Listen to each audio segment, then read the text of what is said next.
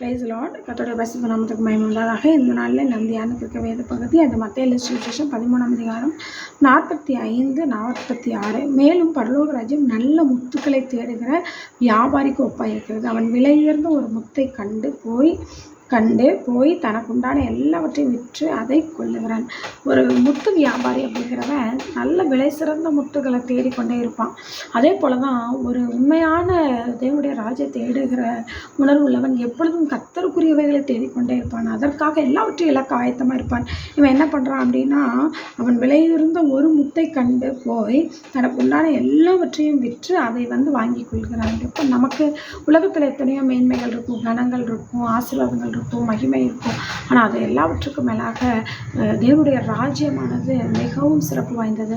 இது எல்லாவற்றையும் நம்ம இழப்பதற்கு நம்ம ஆயத்தமாக இருக்கணும். தேவனுடைய ராஜ்யத்திற்காக நம்ம எதையானாலும் இழக்க தயாராக இருக்கலாம். இப்போ என்ன பண்ணுறோம், எல்லாத்தையும் விட்டுட்டு போய் அதை ஒன்றை வாங்கி கொண்டதுக்குள்ள நமக்கு உண்டான எல்லா ஆசாபாசங்கள், நமக்கு உண்டான விருப்பங்கள், நமக்கு உண்டான ஆசைகள், தேவைகள் எல்லாவற்றையும் ஒதுக்கி வச்சுட்டு ஆண்டவர் முதலாவது தேடணும்.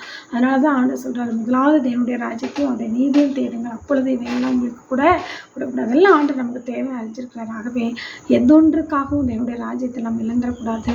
அதே போல் தேவனுடைய ராஜ்யத்தை சுதந்திரிக்கணுங்கிறதுனால எதை வேணாலும் நம்ம இழக்கவும் ஆயத்தமாக இருக்கும். கர்த்தர் நம்மை ஆசீர்வதிப்பார். ஆமென். God bless you.